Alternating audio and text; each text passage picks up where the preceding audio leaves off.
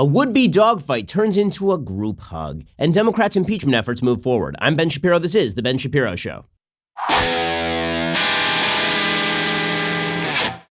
This show is sponsored by ExpressVPN. Stop putting your online data at risk. Get protected at expressvpn.com/Ben. Okay, so last night was the big Democratic debate. It was going to be rock'em sock'em robots. I had predicted many attacks on Elizabeth Warren. I had predicted that Buttigieg would go after Warren, and maybe Klobuchar would go after Buttigieg, and everybody would go after... Yeah, none of that happened. Instead, they just massaged each other's shoulders. And this is horrible strategy. If you're at the bottom of this pack, if you are Cory Booker, for example, or Kamala Harris, if you're one of these characters who literally has no shot of winning the nomination, then why are you sitting around waiting? What are you waiting for? Like if you're Kamala Harris and you're best known for cackling like a hyena, why exactly would you be sitting around waiting for everybody to sort of come around to you? If you're Cory Booker, why would you just be I understand Cory Booker is actually running for vice president at this point. He has no shot at the nomination. We all get that. But even if you're one of the top candidates, why are you not jockeying for position? It is bewildering to me, particularly because Elizabeth Warren is incredibly vulnerable. So I understand why Buttigieg didn't go after Warren. He's rising, Warren's falling. He feels like if I attack Warren, there's really no upside for me. What I don't understand is why Warren isn't attacking Buttigieg, because Buttigieg is taking away her support, not Joe Biden's support. Now, maybe she's perceiving this thing wrong. Maybe Elizabeth Warren thinks that Pete Buttigieg is the one who is grabbing Biden's support, but that is not actually true. It's not actually true. Why is Bernie Sanders not going after Warren? But if he wants to regain any sort of mojo here, he has to take back the Elizabeth Warren crowd and bring it back into his column, because he ain't going nowhere. He is not running first in Iowa. He is not running first in New Hampshire. He is running first 0 states, 0 places. He's running 3rd to 4th nationally. So what is Bernie Sanders doing? Instead, they all get up there and they just hug it out, man. They just hug it out because I suppose they think at this point better to sort of be in a holding pattern, right? It's still early. We still have 3 months until Iowa. Maybe they think, okay, well, if we just wait this thing out, then the field will sort of shake itself out. Whatever it was overall a very boring debate. I don't think that anything really changed, but it was, as usual, an ad for Donald Trump. It was an ad for Donald Trump because the Democrats' policies are so radical. They are so wild. And these candidates are incredibly, incredibly off-putting. The more people see of Elizabeth Warren, the less they like her. The more people see of Pete Buttigieg, the more they like him, except when he actually reveals his true face, which is that he is an extraordinarily radical candidate. And he doesn't like to reveal that too often. He made that mistake early in the campaign. He campaigned as a moderate, started to rise, moved to the left, and then immediately fell.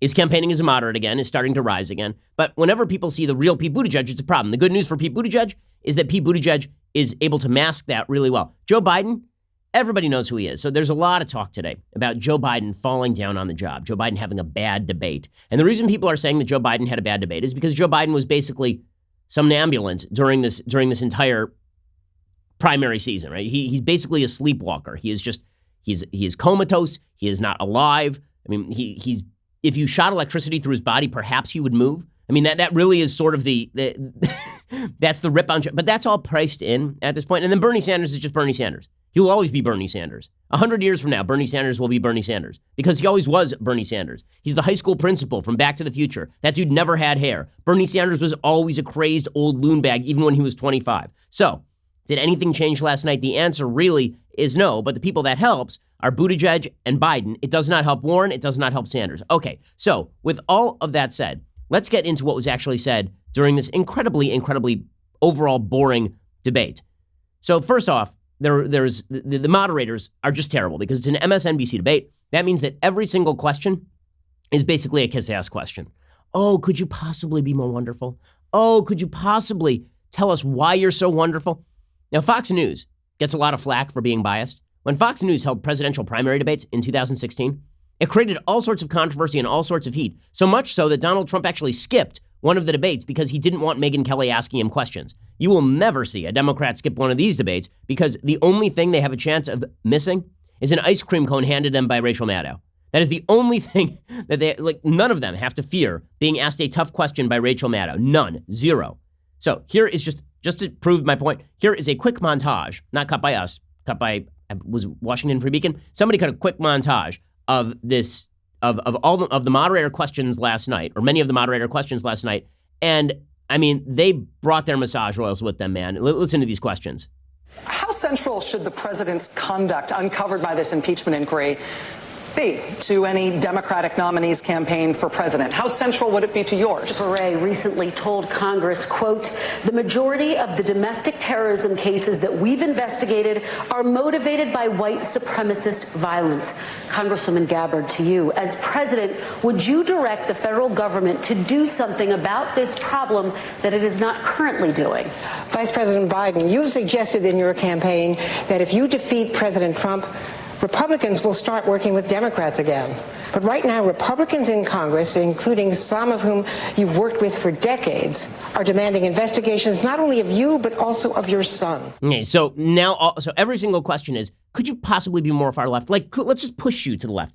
Push you to the left. So that's what the debate was last night, which is why you sort of ended up with this whole kumbaya moment. Now, listen, CNN got a lot of flack in debates that were held before this one for supposedly contributing to the candidates attacking each other. That is the only purpose of a debate. The only purpose of a debate is to highlight differences between the candidates, not to highlight similarities between the candidates. But MSNBC, because it is an insane, ridiculous network, decides that instead the purpose of the debate should basically be generalized kiss-assery and demonstrating the unity of the Democratic Party in the face of Donald Trump. Yeah, we know they don't like Trump.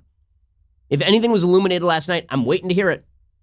Well done, Andrea Mitchell and Rachel Maddow. What a joke. What a joke. By the way, when Republicans hosted debates when Republicans had a debate in 2016 and Fox News was hosting the debates, there was no point at which Sean Hannity was one of the hosts of the debate. Rachel Maddow was Sean Hannity. The Fox News team used Martha McCallum, they used Brett Baer, and they used Megyn Kelly. At no point did they call in Sean Hannity. Why? Because Sean is a partisan, an open partisan. Well, Rachel Maddow is an open partisan, and bringing in Rachel Maddow to play this game is just ridiculous. So obviously nothing new was learned last night. It was supposed to be a showpiece for the candidates. Instead, it ended up being an incredibly boring affair with really very few punches thrown, except for the punches that Joe Biden threw at himself, but we're all used to those at this point. Okay, we'll get to the actual content of what the candidates had to say in just one moment. First, let's talk about a fantastic, phenomenal gift you can get for somebody this holiday season. I am talking about the gift of preserving their memories. There's very little in life that really, I truly believe this is important. There's very little in life that is more important than preserving all of your family memories. I've got kids, and all of the pictures that we take, that we put on the phone and that are digitally available, really convenient for me. But what about all the pictures from when I was a kid? My parents can't really look at those because they're all out in the garage or they're on old VHS tapes. They no longer have a VCR. Well, if you got parents and you got grandparents and you got old film reels in the garage, why not get all that stuff digitized? So now it's accessible. And now, in case, God forbid, there's a fire or a flood or something, you're not trying to schlep mold-ridden boxes out of your garage. Instead, you just grab a thumb drive and you're done. Right? That is what Legacy Box does.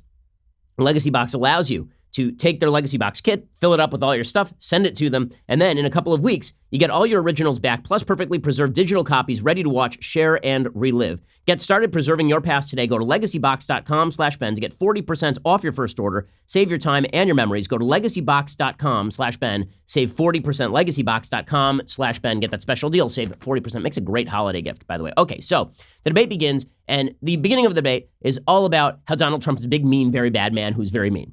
Okay, so Elizabeth Warren leads the way, and she is just irritating. She's irritating.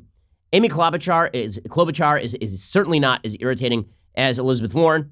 On the other hand, Kamala Harris is significantly more irritating than Elizabeth Warren, but Elizabeth Warren is an irritating human being. Her faux sincerity really grates.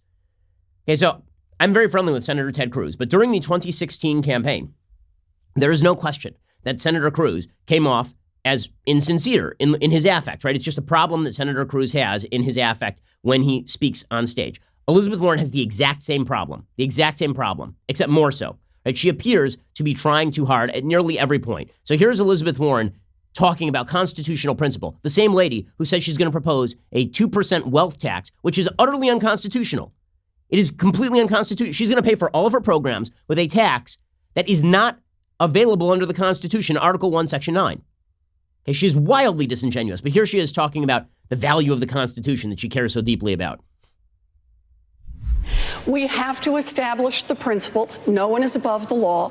We have a constitutional responsibility, and we need to meet it.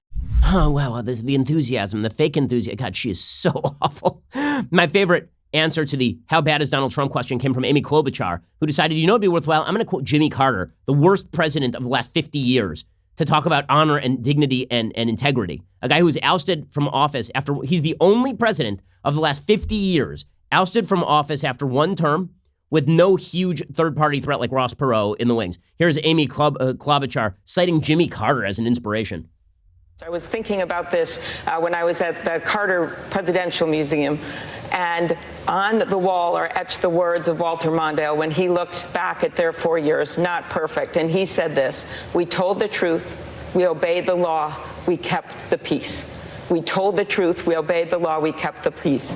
That is the minimum that we should expect in a president of the United States. Senator, thank you. Oh, wow, quoting Jimmy Carter. Okay, now, the person who had the best answer to this question was Pete Buttigieg. So the person that Pete Buttigieg campaigns as when he's pretending is actually pretty attractive, right? Pete Buttigieg campaigns as Obama circa 2008, before a lot of the racial politics entered into his presidency and his campaign. I'm a great unifier. I'm going to bring everybody together. We're going to sing Kumbaya. We're going to have unity again, higher principles. This is Pete Buttigieg doing this routine and doing it pretty well. Here's clip 3. I'm running to be the president for that day the sun comes up and the Trump presidency is behind us, which will be a tender moment in the life of this country. And we are going to have to unify a nation that will be as divided as ever. And while doing it, address big issues that didn't take a vacation for the impeachment process or for the Trump presidency as a whole. A climate approaching the point of no return.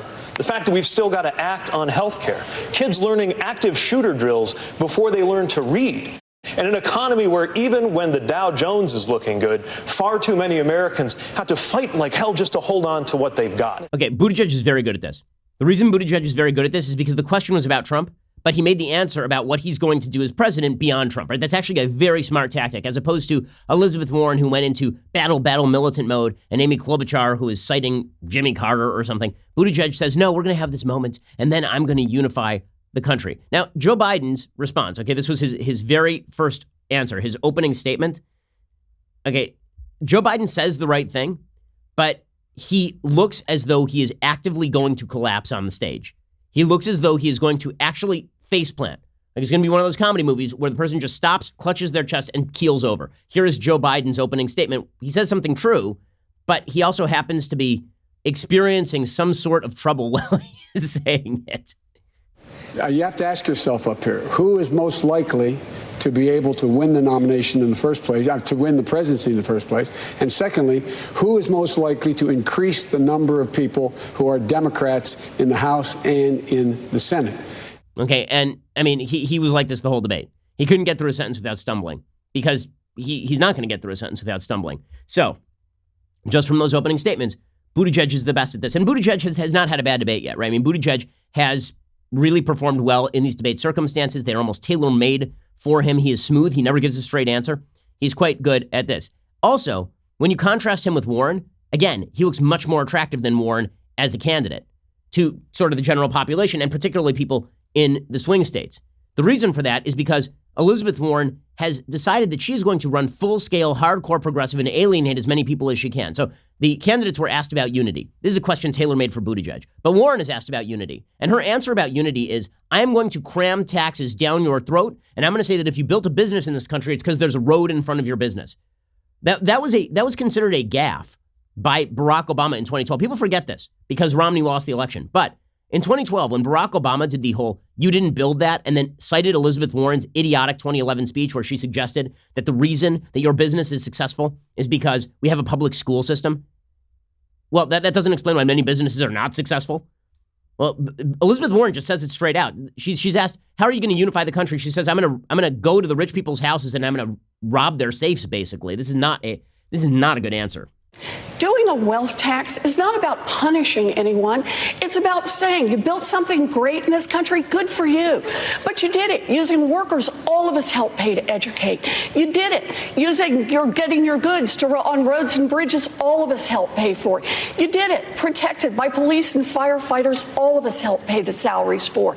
So when you make it big, when you make it really big, when you make it top 0.1% big, pitch in 2 cents so everybody else gets a chance to make it. And here's the thing. That's something that Democrats care about, independents care about, and Republicans care about. Okay, well, no, I'm sorry. That is not what's going to unify the country. Ripping on rich people is not going to unify the country, and it is absurd to claim that it will. And you'll see Cory Booker kind of mildly knocks her on this and, of course, is exactly correct. We'll get to that in just 1 second. First, let us talk about the fact that your constitutional freedoms are under attack from the left. They are. Well, one of those constitutional freedoms, perhaps the most important constitutional freedom, is the right to keep and bear arms. The founders certainly saw this as pivotal because this allowed you to protect your rights, allowed you to exercise your natural right of self-defense. The left wants to rip that away from you. This is why I am a gun owner. It's why so many Americans are gun owners. Owning a rifle is an awesome responsibility. Building rifles is no different. Started in a garage by a Marine veteran more than 2 decades ago, Bravo Company Manufacturing, BCM for short, builds a professional-grade product built to combat standards. Bravo Company Manufacturing is not a sporting arms company. They design, engineer, and manufacture life-saving equipment. The people at BCM assume that when a rifle leaves their shop, it will be used in a life or death situation by a responsible citizen, law enforcement officer, or a soldier overseas. To learn more about Bravo Company Manufacturing, head on over to BravoCompanyMFG.com. You can discover more about their products, special offers, and upcoming news. That's BravoCompanyMFG.com. If you need more convincing, find out even more about BCM and the awesome people who make their products at youtube.com/BravoCompanyUSA. And they are awesome folks. I mean, I know them. They make great products. Check them out at BravoCompanyMFG.com. Patriotic, many of them veterans. BravoCompanyMFG.com. They are awesome. Okay, so Cory Booker comes back at Elizabeth Warren, and he points out your tax system is idiotic. We as Democrats need to fight for a just taxation system. But as I travel around the country, we Democrats also have to talk about how to grow wealth as well. The idea behind what is fair. Today, the 99% in America are on track to pay about 7.2% of their total wealth in taxes. I'm not disagreeing with that. The top 0.1% that I want to say pay 2 cents more, they'll pay 3.2% in America. I'm tired of freeloading billionaires. Okay, she's tired of freeloading billionaires? Tired of freeloading billionaires? Billionaires are not freeloading. They're the ones paying the vast quantity of taxes beyond their ownership of the wealth percentage. It's just, what is she talking about? This is her. Remember, the original question was about unifying people. Giant fail for Elizabeth Warren. Pete Buttigieg, by contrast, can use Warren as a point of contrast, right? But Buttigieg can actually put Warren over here and then say, okay, here's what disunity looks like, and I represent unity. Here's Pete Buttigieg, again, doing this routine well. Here's clip 7. And I believe that commanding people to accept that option, whether we wait 3 years as Senator Warren has proposed or whether you do it right out of the gate, is not the right approach to unify the American people around a very, very big transformation that we now have an opportunity to deliver. Okay, so, again, Buttigieg against Warren looks much better to the general population than Elizabeth Warren does. And this was her theme throughout the campaign. She started off as a person who always had a plan. And now she's the person who's basically Bernie Sanders, but spelled out longer and less honest. And this irritates Sanders to no end, by the way. Right? She's asked about her healthcare plan, and Bernie Sanders is standing over here going, she ripped me off, man. Like, why is everyone talking about Elizabeth Warren's healthcare plan? Right? Elizabeth Warren is asked about her dumb healthcare plan, which she originally suggested Medicare for all. Then she walked it back and said, oh, no, we'll do sort of Medicare for some. And then after 3 years, we'll have a referendum on it. And Bernie Sanders is asked about this, clip 9. And Bernie Sanders is just like, why didn't you ask me about this in the first place? I'm the one who originated this. Senator Sanders, let me bring you into this conversation I wrote and the damn ask you bill. the question. Okay, so again, he has every reason to be irritated. Now, Joe Biden, like Buttigieg, is running on a more moderate sort of platform. And Biden hits Warren here. And this attack is going to continue to resonate because her plan continues to be bad. Here is Joe Biden talking about Medicare for all and why it's a giant fail. We can do this without charging people raising $30-40 trillion. The fact is that right now, the vast majority of Democrats do not support Medicare for all. It couldn't pass the United States Senate right now with Democrats. It couldn't pass the House. Nancy Pelosi is one of those people who then thinks it makes sense. Okay, so this is a this is a telling attack. Now, while all of this was going on at the top of the field, meanwhile there were a bunch of sideshows that were happening. The most kind of pyrotechnic sideshow was this tit-a-tat between tit-for-tat between Tulsi Gabbard and Kamala Harris. And Tulsi Gabbard went after the Democratic Party, broadly speaking, and then Kamala Harris went after Tulsi Gabbard. It was amusing, but has very little impact on the race. Kamala Harris is going nowhere by attacking Tulsi Gabbard, nor is Tulsi Gabbard going anywhere by attacking Kamala Harris. Here is Tulsi Gabbard ripping on the Democratic Party, and then Kamala Harris coming back at her. That our Democratic Party, unfortunately, is not the party that is of, by, and for the people. It is a party that has been and continues to be influenced by the foreign policy establishment in Washington, represented by Hillary Clinton and others' foreign policy, by the military-industrial complex and other greedy corporate interests. Okay, and then Kamala Harris comes right back at her and suggests that she's basically a closeted Republican who's just doing this for the press, as opposed to Kamala Harris, who's a closeted crazy person who's just doing this for the press. Here's Kamala Harris going after Tulsi Gabbard.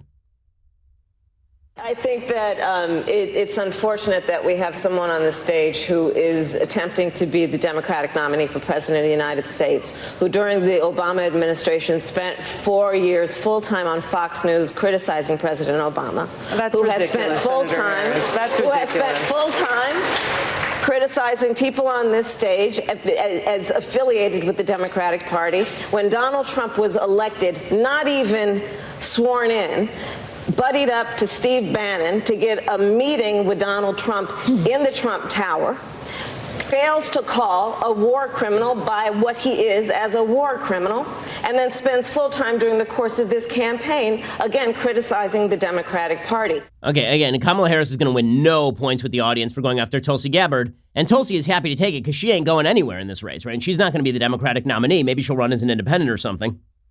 Being attacked by Kamala Harris is not the worst thing to happen to her. Okay, so then we get to the Democrats' radical proposals.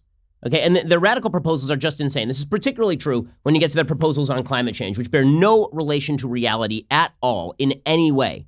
This is also true of foreign policy. Right, so far, this has sort of been a personality battle. The MSNBC anchors wanted to make sure that the Democrats were never asked specific questions about their plans, because the more specific the plans get, the worse Americans like them. And you can see this from the left-wing websites that cover the debates. The left-wing websites that cover the debates, they are firmly focused on, we can't have another one of these debates, guys, where we talk about Medicare for all. It's bad. We just can't talk about it. The last thing they want you to know is the actual plans of the Democratic Party. Unfortunately for the Democrats, some of that was able to seep out through the cracks, despite the best attempts of people like Rachel Maddow to prevent people from talking about what they would do as president of the United States. We'll get to more of Democratic policy in a moment. That's the stuff that really helps Trump in 1 second. But first, let's talk about the fact that it is open enrollment season. And during open enrollment season, that is the time for you to get life insurance. But the problem is this. When you get life insurance through your employer, it might represent what, like 1/10 of the kind of life insurance you actually need as a responsible adult. This is why you should get life insurance that doesn't link to your job, and also that is sufficient to cover you in case, God forbid, something happens to you. This is why you should check out PolicyGenius.com. PolicyGenius is the easy way to shop for a life insurance plan that is not tied to your job. In minutes, you can compare quotes from top insurers and find your best price. Once you apply, the PolicyGenius team will handle all the paperwork and the red tape. The life insurance you buy through PolicyGenius stays with you even if you leave your job, and PolicyGenius can do all sorts of insurance for you. They can do home insurance and auto insurance and disability insurance. So when you are looking at your workplace benefits this month, make sure to double check those life insurance options. Then head on over to PolicyGenius.com, get quotes, apply in minutes. PolicyGenius is indeed the easy way to compare and buy life insurance and home insurance, auto insurance, disability insurance, all the insurance you could possibly want, need, or desire. Check them out at PolicyGenius.com. Okay, once you get to the actual Democratic proposals, this is where things get truly ugly. So here is Joe Biden talking about his plan for climate change and stumbling over himself. Again, Joe Biden didn't lose. All the commentators today are saying Joe Biden had a rough night. Joe Biden has a rough night every night. It's called being Joe Biden and being alive. I mean, last night, Joe Biden learned that he had a grandchild in Arkansas he didn't even know about because Hunter Biden, his son, his ne'er-do-well son, who gets paid to sit on the board of Ukrainian oil and natural gas companies based on his vast experience in doing nothing and being kicked out of the Navy. Hunter Biden had contested paternity of a child in Arkansas, and it came out yesterday that congratulations, Joe, you got a grandkid, right? So every night being Joe Biden is an adventure. Okay, so the fact that Joe Biden didn't perform great last night doesn't really hurt him. But what does hurt the Democrats is every time they talk about their climate change plans, they're totally insane. So here is Joe Biden talking about climate change. It is the existential threat to humanity. It's the number one issue. And I might add, I don't really need kind of a lecture from my friend. While I was passing the first climate change bill, and that PolitiFact said was a game changer, while I managed the $90 billion recovery plan, investing more money in infrastructure that related to clean energy than any time we've ever done it. My friend was producing more coal mines and produced more coal around the world, according to the press, than all of Great Britain produces.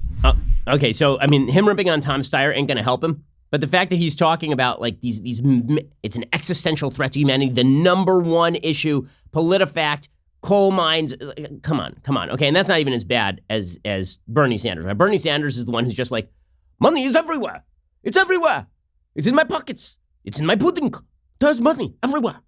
And I will use all that money to do many things that I would like to do, having produced 0 jobs or anything of value for my entire adult life. During my childhood, perhaps I produced something. When I was a small child, I made poop. But since then, I have done nothing useful. And now I will take all your money and I will throw it at the sun. I hate the sun. It's very mean. Here's Bernie Sanders. What we have got to do tonight, and I will do as president, is to tell the fossil fuel industry that their short-term profits are not more important than the future of this planet. And by the way, the fossil fuel industry is probably criminally liable because they have lied and lied and lied when they had the evidence that their carbon products were destroying the planet. And maybe we should think about prosecuting them as well. Why is the moon made of cheese? Why? Why is the moon made of cheese? Why is my head so shiny? I don't know what's going on. I don't know. We should prosecute people who run the oil industry, which is powering the lights in this room. We should prosecute the people in the oil industry for having used carbon-based fuel that has powered the growth of the globe for the past 150 years. I like pudding. Do you understand? Like, the more Americans see of that, do you really think that's going to resonate? Okay, then we get to foreign policy. And again, the policy prescriptions of the Democrats is totally crazy. It's totally crazy. Okay, and what you get here is a combination of Joe Biden, who's been wrong on every foreign policy issue of his lifetime, stumbling over himself, and then you get Joe Biden and Bernie Sanders suggesting a Middle Eastern foreign policy that makes no sense at all. So let's go. First of all, before we get to that aspect of foreign policy, I just want to point out what an irritating person Elizabeth Warren is for like the 30th time. Okay, the reason that I say that Elizabeth Warren is a deeply irritating human being is because, listen to this exchange. Okay, so this is clip 18. So Andrew Yang is asked by one of the moderators what he would say to Vladimir Putin if he wins the 2020 election. And Yang gets off a pretty good laugh line. And then listen to Warren come in from the wings with a bat, like a character from Goodfellas, and beat the joke to death and bury it in a shallow grave in a cornfield in Iowa. I mean, it's really amazing. Here's Andrew Yang giving a funny answer and Elizabeth Warren clubbing this joke to death like a baby seal. Mr. Yang, if you win the 2020 election, what would you say in your first call with Russian President Vladimir Putin? It's a fun moment. Well, first I'd say I'm sorry I beat your guy.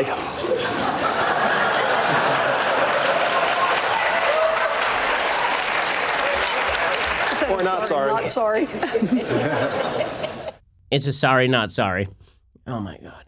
Elizabeth Warren, you're just the worst. You're the worst. People who murder jokes are the worst kind of murderers. They're like the O.J. Simpsons of our world. It's just terrible. Terrible. Okay, then you get to the actual foreign policy statements of Joe Biden and Bernie Sanders on the Middle East, and these make no sense. If you take more than half a second to think about it, it makes no sense at all. None. Okay, we'll get to all of that in just one moment. First, you need to go subscribe over at Daily Wire. Why should you subscribe? Well, the reason you should subscribe is because we have all sorts of goodies for you. So, for example, our Sunday special with David Berlinski comes out this Sunday. But if you're a subscriber, then you get it on Saturday. Here's a little bit of what that Sunday special sounds like. All these guys who proclaim themselves enthusiastic defenders of reason, the Enlightenment, are simply a part of a very long Judeo-Christian tradition. And they are unwilling to see in their own faces the long tendrils stretching back into antiquity. It's a really, really interesting interview. David Berlinski is a philosopher, mathematician, really interesting dude. Well, if you're not already a subscriber, you are really missing out. Head on over to dailywire.com/subscribe. For as little as $10 a month, you get our articles ad-free, access to all of our live broadcasts, our full show library, select bonus content, our exclusive Daily Wire app, pretty great feature if you haven't checked it out yet. And if you choose the new All Access plan, you get all of that, plus the legendary Leftist Tears Tumblr, our brand new Ask Me Anything style discussion feature that allows you to engage with our hosts and our writers and our special guests on a weekly basis. So stop depriving yourself. This is America. Come join the fun over at dailywire.com/subscribe. We are the largest, fastest growing conservative podcast and radio show in the nation.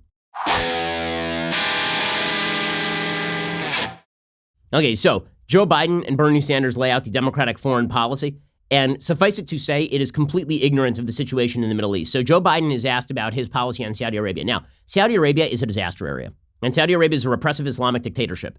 It's a horrible, horrible place. But it is also true that Saudi Arabia is the regional check on Iran, which is an even more horrible place in the sense that Iran has regional aspirations that Saudi Arabia does not. Sometimes there are no good guys.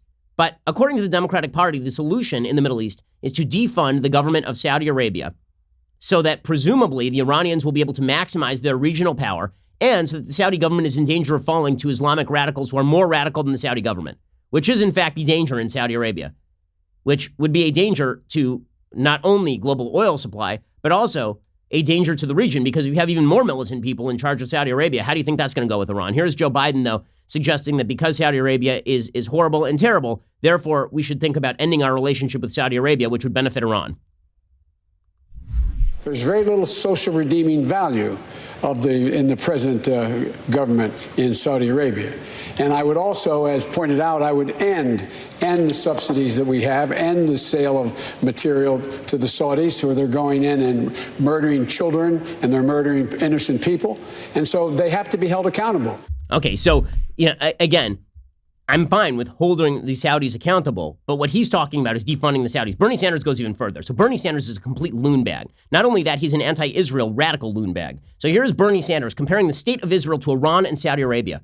I mean, fully crazy. And then suggesting that the United States should make alliance with Hamas, Palestinian Authority, and Islamic Jihad. And then claiming he's pro-Israel. Because Bernie Sanders is a crazy person, a crazy human being. This is why, again, Pete Buttigieg standing off to the side and being not crazy is definitely helping him here. All he has to, I've been saying since the day Donald Trump was elected, all Democrats had to be was not crazy. That means the Democrat who appears to be the least crazy is the person with the advantage. Bernie Sanders ain't helping the case. Here's Bernie Sanders, clip 20. We have got to bring Iran and Saudi Arabia together in a room under American leadership and say we are sick and tired of us spending huge amounts of money and human resources because of your conflicts. And by the way, the same thing goes with Israel and the Palestinians. It is no longer good enough for us simply to be pro-Israel. I am pro-Israel. But we must treat the Palestinian people as well with the respect and dignity that they deserve. What is going on in Gaza right now, where youth unemployment is 70 or 80%, is unsustainable. So we need to be rethinking who our allies are around the world, work with the United Nations, and not continue to support brutal dictatorships. Okay, he just compared Israel to the brutal dictatorships of Iran and Saudi Arabia, suggested that the unemployment rate in the Gaza Strip is not due to the fact that a terrorist group runs the Gaza Strip called Hamas. He blamed it on Israel, and then he said he was pro-Israel. That's nuts. That's nuts. And that's why when Pete Buttigieg says stuff that's not completely crazy, he sounds like a viable alternative. So here's Pete Buttigieg talking about reprioritizing the military budget. So he's asked, are you going to cut the military budget? Watch Pete Buttigieg avoid saying he's going to cut the military budget. Now, realistically, will he slash the military budget? Of course, he's a radical Democrat. But does he say that? No, because he's actually smart enough to hide his agenda. Here's Pete Buttigieg on military spending. We need to reprioritize our budget as a whole and our military spending in particular. It's not just how much, although we certainly need to look at the runaway growth in military spending. It's also where. Right now, we are spending a fraction of the intention and resources on things like the artificial intelligence research that China is doing right now. If we fall behind on artificial intelligence, the most expensive ships that the United States is building just turn into bigger targets. Okay, so all of that is perfectly reasonable, what he is saying right there, right? He sounds like the reasonable guy on the stage. And then when you get to the abortion issue, he wasn't asked a question about abortion, but Elizabeth Warren and Cory Booker were, and they sounded nuts, right? So Elizabeth Warren is asked about abortion, and she gives the most bizarre answer on abortion that I can remember in recent memory. This is clip 28. Warren talking about abortion rights. She says, abortion rights are human rights, which is weird because it's the killing of a human. But apparently it's a human right to kill another human. Here's Elizabeth Warren saying something wild on abortion. And if they think this is going to win over middle of the country voters, good luck with this. Here is Elizabeth Warren. I believe that abortion rights are human rights. I believe that they are also economic rights. And protecting the right of a woman to be able to make decisions about her own body is fundamentally what we do and what we stand for as a Democratic Party. Understand this. When someone makes abortion illegal in America, rich women will still get abortions. It's just going to fall hard on poor women. Okay, that's just nonsense. I'm sorry, that's ridiculous. It's ridiculous. The number of abortions in the United States per year before Roe versus Wade was like 1/100th of the number of abortions that happened after Roe versus Wade. And if her contention is that poor women should have more abortions because they need to kill babies in order to rise on the economic ladder, that's more of a moral problem than anything your opponents are saying. Then Cory Booker says something even crazier. Cory Booker somehow links abortion to voter suppression. He suggests that the reason that people are pro-life in Georgia is because they're suppressing votes and that Stacey Abrams is actually the governor of Georgia. This is nuts. Okay, this is crazy towns. Here's Cory Booker joining the crazy parade.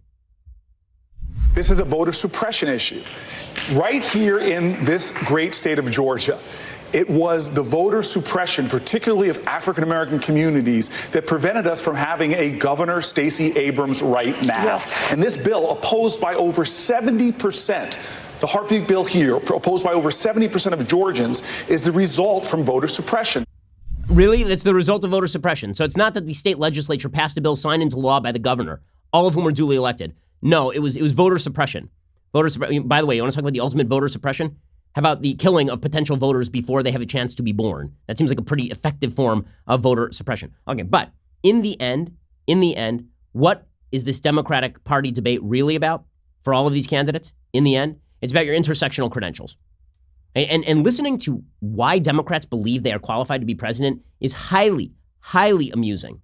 Highly amusing because their actual qualifications are non-existent. None of them on the stage have actually done anything other than maybe Biden. Right? Other than Biden, who actually has been a longtime senator who worked across the aisle on some important issues like, for example, criminal justice reform. Other than Biden, no one on the stage has done a damn thing. Elizabeth Warren has never done a thing. Right? She proposed the Consumer Finance Protection Bureau. And that is one of the most unconstitutional pieces of government in American history. Bernie Sanders has been a career-long useless person. Cory Booker was mayor of Newark and then left before, as his city continued to be in a state of collapse. Pete Buttigieg has run a city of 100,000 people. He won election with 11,000 votes. Pete Buttigieg won election in South Bend with fewer votes than Alexandra Ocasio-Cortez won her district in New York. Okay, he is not, there is no electoral qualification for Pete Buttigieg. So what actually makes these people qualified? And so this is really funny. So let's talk about Buttigieg. Right, so Buttigieg is asked how he is going to win over black voters and basically says, I'm going to win over black voters because I'm gay. And that's his actual answer. His actual answer is, I'm going to win over black voters because I'm gay. And just like black people have been victimized in this country, I have been victimized in this country. Now, Pete Buttigieg cannot name an example of when he was actually victimized in this country. The only reason that he is being taken seriously on the stage is because he is gay. If he were not gay, then Pete Buttigieg would just be another well-spoken, small-town white mayor from red state America. Right? There are other people, remember Martin O'Malley? Remember Martin O'Malley in 2016? He was mayor of Baltimore. White guy, fairly well-spoken. Went nowhere. Pete Buttigieg is getting all sorts of press, specifically because there's something unique about his candidacy in that he is gay. And he's playing on that right here.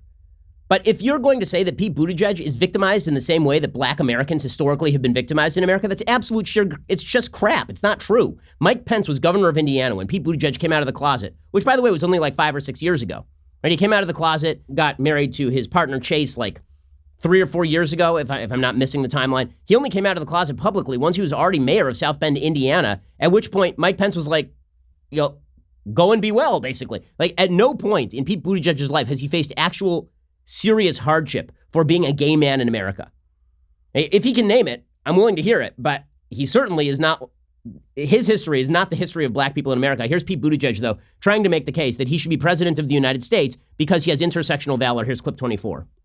And I care about this because while I do not have the experience of ever having been discriminated against because of the color of my skin, I do have the experience of sometimes feeling like a stranger in my own country, turning on the news and seeing my own rights come up for debate, and seeing my rights expanded by a coalition of people like me and people not at all like me, working side by side, shoulder to shoulder, making it possible for me to be standing here wearing this wedding ring in a way that couldn't have happened 2 elections ago, lets me know just how deep my obligation is to help those whose rights are on the line every day, even if they are nothing like me in their experience. Okay, that is a beautifully put pitch. It also happens not to be true that Pete Buttigieg has experienced serious discrimination because he is a gay man in America. Like, there's not evidence of this.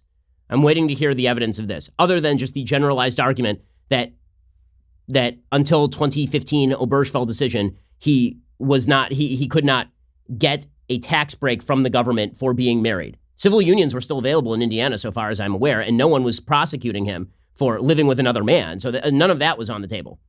In any case, Buttigieg's other pitch, so one is that he has special intersectional valor because he is gay. His other pitch is that he is not wealthy. Not kidding. This is his actual other pitch. His other pitch in the Democratic Party, it's actually a point in your favor if you are not wealthy. So in a normal world, you having earned money by running a business would be seen as a good thing. In the world of the Democratic Party, it is much better to run if you are not rich, right? If you are a person of middle class or poor circumstances, somehow this is a point in your favor. You should run the entire economy of the United States from the top down as a Democrat because you are an elitist who wants to run everybody else's life. And your experience in doing this is having no money. Here's Pete Buttigieg's clip 31.5, basically. This is Pete Buttigieg suggesting that he is the least wealthy person on stage and somehow this qualifies him as more honest or something. I never thought I'd be on a Forbes magazine list, but they did one of all the candidates by wealth, and I am literally the least wealthy person on this stage. I also wore the uniform of this country and know what is at stake in the decisions that are made in the Oval Office in the Situation Room. And I know how to bring people together to get things done. I know that from the perspective of Washington, what goes on in my city might look small, but frankly, where we live, the infighting on Capitol Hill is what looks small. Okay, so basically, I'm not from Washington, D.C. I served in the military. Millions of people serve in the military. Thank them for their service. Thank you, Pete Buttigieg, for your service. That ain't a sole qualifier. And also, you're not wealthy. I love the fact that I'm not wealthy is an actual pitch for the presidency, as opposed to a pitch for why you should not be in charge of the government. Right? In a normal world, people who earn lots of money in a free market economy, that would be a point in their favor. But in the Democratic Party, it's shameful that Tom Steyer is on the stage because he's a billionaire. But it's very, very valorous that Pete Buttigieg is on the stage having won election by winning like 11,000 votes in a small town in the middle of America. It's pretty impressive. So that's Pete Buttigieg's pitch. Okay, then there is Amy Klobuchar's pitch. So her pitch, we don't have the clip of this, but she actually suggested that she should be president because she's a woman. Yeah, that she's discriminated against because she's a woman. Sure. Yeah, I'm sure it's that. I'm sure it's not that Buttigieg has stolen your thunder. I'm sure it's not that your initial campaign launch was surrounded by stories of you throwing binders at your aides. I'm sure it's not that. And then Cory Booker was like, yeah, well, I'm a Rhodes Scholar. And it's like, oh my God, what are you guys, applying to college? Like, these are all qualifications to apply to an Ivy League school. None of these things are actual qualifications to be president of the United States. It's pretty astonishing. Okay, Kamala Harris basically came out and said, the reason I'm qualified for president is because I too am intersectional, because I am a black woman. This is clip 23. So again, the real pitch to the Democratic base isn't my ideas are better, or I'm going to be unifying, or I have great experience in this job bringing people together. Right? Most of their pitches were like, I'm a woman, I'm gay, I'm not wealthy, I'm a Rhodes Scholar. Pretty weak tea. Here's Kamala Harris saying that the reason that she's running is to bring back together the Obama coalition, and apparently only an identity politics black woman can do so. Clip 23. And I'm running for president because I believe that we have to have leadership in this country who has worked with and have the experience of working with all folks. And we've got to recreate the Obama coalition to win. And that means about women, that's people of color, that's our LGBTQ community, that's working people, that's our labor unions. But that is how we are going to win this election, and I intend to win. Okay, yeah, no, you're not. You're going nowhere. You're going nowhere. My favorite was the closer from Joe Biden on this. So Joe Biden was asked specifically about that coalition and what are his qualifications. Now, his qualifications in all of this is, I'm a senator who worked every day for people across the country. Right? I'm a vice president who worked every day with people across the country. Instead, Joe Biden takes one step and immediately falls directly on his face and breaks his nose. Here is Joe Biden, clip 27, explaining that he is part of the Obama coalition. I'm part of that Obama coalition. I come out of the black community in terms of my support. If you notice, I have more people supporting me in the black community that have announced for me because they know me. They know who I am. 3 former chairs of the Black Caucus, the only African-American woman that ever been elected to the United States Senate, a whole range of people. No, my point is that's not true. The other that's one not is true. here. Okay, so there he is stumbling. The only black woman who had ever been elected to the United States Senate. Well, yeah, I mean, Kamala Harris is standing right there. So well done, Joe. Okay, so in the end, here's what you have. Buttigieg didn't get even mildly grazed last night. I mean, nobody launched a serious attack on him. The only serious attack was at one point, Amy Klobuchar pointed out that he has no experience and he's a small-town mayor. That was it. No attacks on his plans, no attack on his record, nothing. So Buttigieg walks out unscathed. Warren continues to sort of flounder because she's got nothing. Joe Biden is somnambulant. He's a dead person walking. He is weekend at Joe's. They've propped him up on a gurney and they're just walking him around at this point. But everybody knows that. And Bernie Sanders continues to be crazy. So do the polls radically shift after all of this? No, they don't. Which means actually good news for Joe Biden and good news for Pete Buttigieg. So those are the big winners of the night, even though Joe Biden, again, was stumbling and bumbling, but all of that is baked into the cake. Okay, time for a quick thing I like and a quick thing that I hate, and then we will be out of here. So things that I like today. There's a great book by C. Bradley Thompson called America's Revolutionary Mind. It came out just a couple of weeks ago. And the book is an exploration of the American Revolution and the philosophy of the American Revolution, what exactly the founders were thinking on everything from slavery to natural rights. And it's a really great compendium of the thought of the founding fathers. Again, the book is called America's Revolutionary Mind, and the author is C. Bradley Thompson. It is well worth the read. It is a fantastic source book on sort of the history of the American Revolution, at least the history of thought surrounding the American Revolution. And it definitely gives the lie to the idea that the founding fathers were just a bunch of rich white property holders who were only interested in preserving their own spot at the top of the hierarchy. I mean, but anybody who has read any of the founding fathers knows that that is not true, that is just revisionist history. This book makes that obvious. C. Bradley Thompson's America's Revolutionary Mind. Okay, time for some quick things that I hate. Okay, so first of all, Cats. So Cats is a movie musical that is coming out. It's a horrible musical, Cats. I mean, just a truly awful piece of garbage. There are certain Andrew Lloyd Webber musicals that are well crafted, right? That are good. Phantom of the Opera is good. Joseph and the Technicolor Dreamcoat is, if not a great musical, it has some great stuff in it. Cats is just horrible. And there was always this big question on Broadway because it ran forever. Why exactly did Cats do so well? And the answer is there are a lot of blue hairs who have cats and like cats and they want to hear cats sing.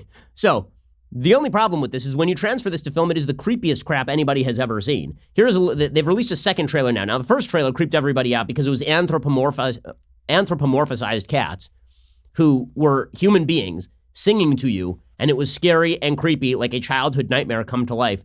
The new one ain't gonna save you any sleep. Here's the new Cats trailer. Oh no. The most deserving cat will be reborn into another life. So they can be who they've always dreamed of being. What's your name? Cat got your tongue? Here we go! Okay, that is the most horrifying. That is just awful. Idris Elba, what are you doing, man? No, don't do it. Don't do it. And this cast is enormous. And Taylor Swift, for some reason. Crazy cat lady. Oh no, it's God. Now it is time to make the choice. Who thought this was a good idea? Who? That's what I say to you. I mean, this movie is going to. If this movie makes money, the country's done. Okay, I'm just going to put it out there. If this movie does well at the box office, we deserve whatever we get, including a nuclear apocalypse. This is just horrifying. Tom Hooper is a good director, right? He's the guy who did The King's Speech, and he did Les Mis also. Les Mis is a pretty good film adaptation. Why you would adapt Cats to screen and have Taylor Swift wearing a bodysuit? So you've got like weird, sexy, anthropomorphized cats. Like, what is going on? Stop it. The nightmares. Oh, the nightmares. Okay. One other thing that I hate. So there's a story out today from the Census Bureau talking about how fewer Americans are moving than ever before. According to the New York Times, Americans are moving at the lowest rate since the government started keeping track, according to the Census Bureau data released on Wednesday. The U.S. has long been one of the most mobile countries in the developed world, In the 1950s, about 1/5 of the American population moved each year. These days, rents have exploded, making it much harder for a young person seeking better opportunities to afford to move. That doesn't even make any sense. If rents have exploded, it should make it more likely that you move. People typically moved when they needed to move. Now, people just stick around and wait for the government to take care of them or suggest that their dying town is going to suddenly be revived as long as we tax the rich people with a wealth tax or something. It is a bad thing that Americans are moving less than ever. Now, listen, I live very close to where I grew up, but I left here for law school when my wife thought that she was going to have to go to medical school in Washington, D.C. We prepped the move. When I thought I was going to have to get a job in New York City, we prepped the move. It was not unwillingness to move. It was that we didn't have to move. But if we'd had to move, we would move.